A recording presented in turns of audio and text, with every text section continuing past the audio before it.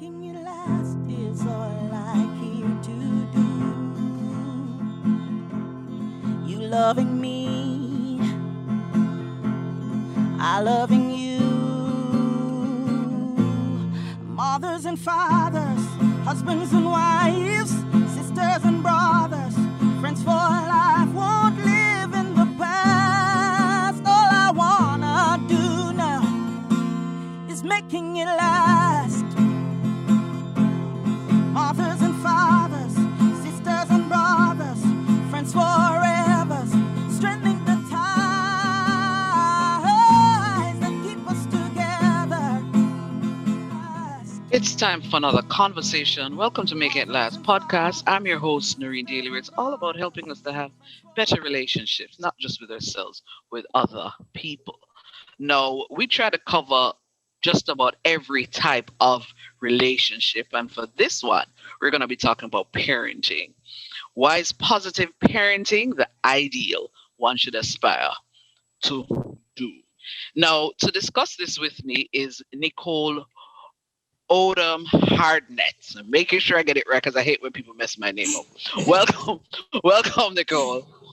Thank you. She is an entrepreneur, wife, and author of 2 books so far, Blended to Perfection and Dating Made Simple for Women. So obviously we're going to zero in on one particular role that she has, the whole idea of a mother. So tell us a little bit about that, your mother to how many and what ages, to give us some sort of context. I'm a mother of 7. Oh my goodness. And their ages, they're so, ooh, they range from now 19 to 32. Oh, Yeah, 19 to 32. So they're all chopped up in there. So there's 19. Oh goodness. Together. 19, almost 22. We have 23, 25, 26, 28, and 32. okay. Mhm. All right. Okay. So with that, and what in terms of gender? How many We have males, how many females? 4 boys and 3 girls. And 3 girls. All right. So with that being said, before we even get the whole idea of positive parenting, before you even became a parent, in your mind, when you thought of being a parent, what is it you envisioned for your life? Before we get to the reality, what is it you envisioned? Well, first, I never even envisioned being a parent. Okay. Okay. I just took care of my nieces and nephews, and I was happy with that. Okay. And then when I found out I was pregnant, I'm like, oh my God, I can't believe this. And then when I sat down and thought about it, I'm going to be somebody's mother. And I just said, you know what? I'm just going to give this a shot, and I'm going to be, I don't know what I'm doing, but I'm going to be the best. And that's what, I've set out to be the best, to make sure that my kids get everything that they possibly could need, and at least some of what they want. You somewhat answered it, because I was going to ask you, what does being the best mean? But you basically said it. But how then do you strike the balance between what is needed and what it is that they want? I try to, if I see them coming down with a cold, or take for instance, my oldest son, when he was 1, I can remember him sitting at the kitchen table, and it took him, oh my God, I had no idea what was wrong with him, but it took him half the day or half the evening, let's say, to complete a 1-page piece of paper for homework. Okay. And I had no idea how long it was supposed to take for someone in first grade to complete a 1-pager. But I was like, well, you're going to complete this page. You're going to complete this work. Come hell or high water, you're going to complete this. And he just sat there and he stared at it. And I'm like, what is wrong with you? Why can't you do this? And I would tell him over and over again, brush your teeth, wash your face, and give him things that people do on a regular. Brush your teeth, wash your face, brush your hair. And he wouldn't do any of this stuff. And I'm like, what is wrong with my child? And so I had to be proactive. I had to find out what was going on. I couldn't let this just linger. I took him to the pediatrician. I told him, this is what's going on with my child. I'm seeing this. Mm-hmm. And he said, okay, this is what we can do. I said, okay, doc, let's do it. I can't let this keep going on and ignoring it. So we did it. I tested for ADHD. He came back and he had ADHD. They wanted to immediately put him on medication. I was like, nah, that's too easy. So they gave me some alternatives, sports, therapy, put him in some other programs. I did all the above because I didn't want to put my child on medication. So I did everything that I possibly could because I didn't want him to be medicated. So those are the type of things when I say, I just want to be the best. I just don't want to throw things at him because someone say, oh, your child needs this. Right. Well, let's try the alternative things. I just, if my child says something is aching them, well, let's investigate. Let's see what's going on. Mm-hmm. I don't ignore them at all. They know that they can come to me and talk to me. My oldest son is now almost 26. He considers me almost his best friend. He knows I'm mommy. I still don't play with him. But he can come to me and talk to me about things. So does my 19-year-old. He knows that we have an open relationship. That's the type of mother that I've always been. I've let them in, but not into adult type situations. Okay. We have boundaries. Okay. I know you've been enjoying the conversation, but we're going to take a little break and get a word from our sponsor. Photography is an art, but more so, photography must come from the heart. Precious moments, priceless times. Take a pic and it will turn out fine.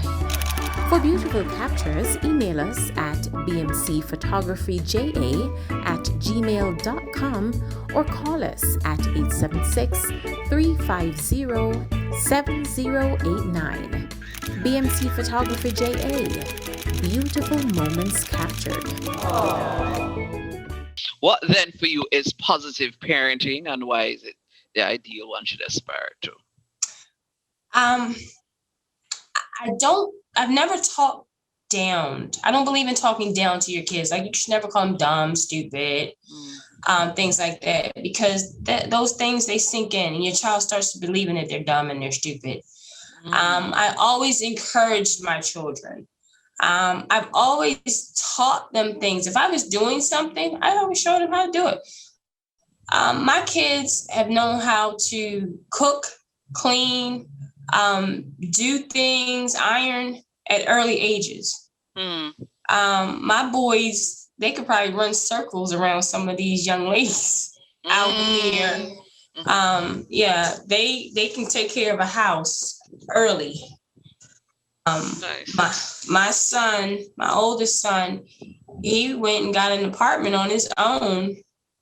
I can't remember how old he was, and didn't even say anything. He didn't need any help or anything because he watched me do things. I showed them how to do things because I didn't want them to be ignorant on anything. So I explained, this is how, you buy a car. And they would ask me questions and I would explain what happens when you purchase a house, what happens when you purchase a car. So they was like, where do you get the money from? Do you just pay all the money at one time?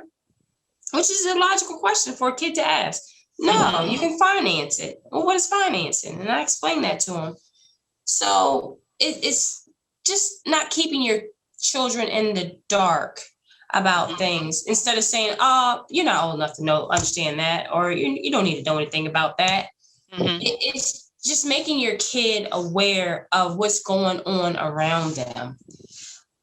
If you get a chance, if you have money like that, traveling, whether you're going, to the park or taking them to the zoo, just to experience new things and seeing things, or just sitting down watching television and talking to them about what's going on a show, or just anything, just so your child is experiencing something instead of just sitting them in a closed room without any type of interaction with you or someone else.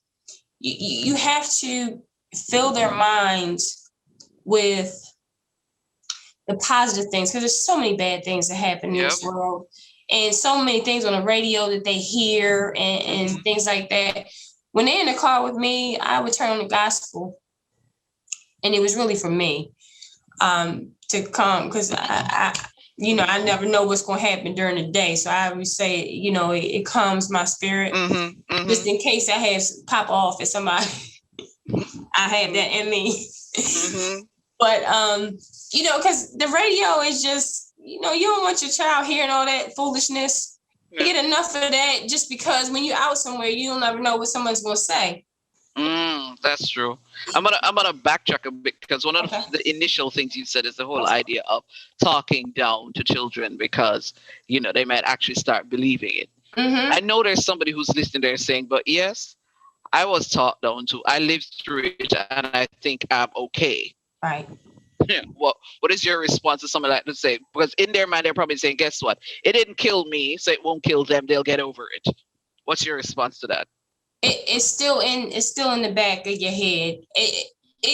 I think when you talk down to someone, it weighs you down. It eventually beats you down, because then you'll either get a mate or some friends, and they'll talk that same language.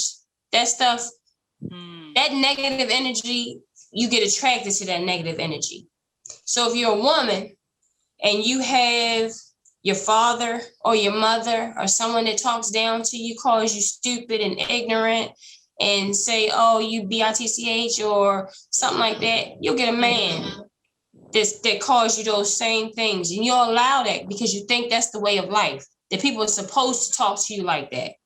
But if you have someone that's lifting you up, calling you a queen or a prince or a king, and things like that, and then you say, "Well, hey, why are you talking to me like that? You're not supposed to talk to me like that."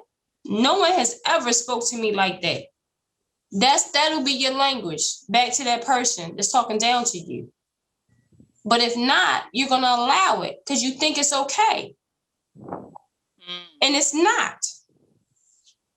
And that's the difference for those who may be listening. It's not okay for someone to call you out of your name, ever. It's not cute. Not at all. What are some other ways that people can actually, exhibit positive parenting to their children? Not talking down. What else? Oh, hugs. Okay. Pats on the back. Sharing some ice cream. Unfortunately, I can't eat ice cream, but but just any type of affection. Okay. With your kids, anything that they like to do, whether it's coming to their game and cheering them on, or just being there for them at an event. You never know how much it means to a kid looking over, if they're playing a sport, seeing their loved one in a stand or something, cheering them on. That means quite a bit to them. Just any of that, having support means quite a bit. There's somebody who's listening saying, I get what you're saying, ladies, but for me, in my mind, there must be a distinction between parent and child, because there's some people still have that mindset, and some of what you're saying would almost make it seem as if that line is going to be somewhat blurred. What's your reaction to that? I think when you start out, your kids should know their place. With my boys, all I had to do is give them that look. I had to look with my boys, and they were. I'm not gonna say they were scared of me. Okay. And I'm not gonna say scared because I would beat them or things like that. They just knew that not to play with me. Okay. When I say sit down, I meant sit down. They were very respectful little guys. They didn't cross me like that. But we had a bond. We played together. I took them out. We went to the Chuck E. Cheese. We did things together as mommy and sons. But they didn't jump on the furniture. They didn't do crazy things. We didn't do that because I didn't allow them to do that. I trained them or taught them. Let me use that terminology. I taught them how, when we go out, this is what we do at an early age. And that stuck with them. Now, not to say when my oldest one got a little older, he got out there and did some crazy stuff. And it's so funny, my husband and I, we were talking about this the other day. One thing he did not do is disrespect my curfew. So he didn't play with me in that regard. Now, he got a little wild with his friends. Yes, he did get in trouble later on. But early on, I didn't have any issues out of him at all. And my youngest son joked with me, I think, a little while, and he was like, "Oh yeah, I'm not scared of you anymore." But they just knew that I did not play. It was going to be some time out or something. You was going to be punished some kind of way. I know you've been enjoying the conversation, but we're going to take a little break and get a word from our sponsor. Does your business lack branding? Having difficulty realizing your vision? Look no further. Splinth Brand Design Consultancy specializes in developing personal and business brands. Services include strategic management, website creation, social media branding, and more. Visit them online at www.wearesplinth.com. Splinth, the brand you need to succeed. As we're wrapping up this conversation, there's a parent who's listening and saying, it's all well and good for you to say that, but with everything that I'm juggling, sometimes I just don't think I'm getting it right. How then can I even try to be doing some of these things that you're saying, Nicole? What's your word of encouragement to that parent? I wasn't perfect. And I'm not perfect. No one is perfect. No parent is perfect at all. All you can do is love your kids the best way you can love your kids and make sure that they know that you love them without a shadow of a doubt. And don't put anything before your kids, especially not another human being. You just need to make sure. And if you have a partner, make sure that you two are working together to make sure that your child gets what they need. That's the only thing I can really say. That the kid needs to know that they are loved and know that they can come to you no matter what's going on in their life and talk to you. I think that's the worst thing in the world for a child, not to have a safe place to come when they are out there trying to front for society, because we are in a society now that this social media, they need so many likes and friends and all this type of stuff because they want to feel like they're somebody, but they don't realize that, you should feel like you're somebody within your own home.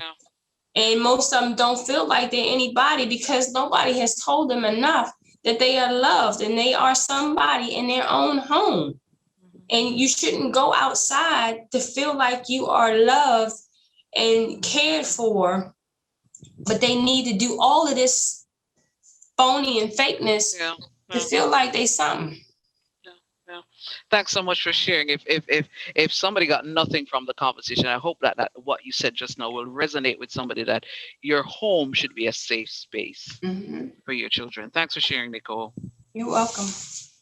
This was Make It Last podcast, which is all about helping us to have better relationships, not just with ourselves, but with other people. I'm Noreen Daly. Until next time. Mothers and fathers, husbands and wives,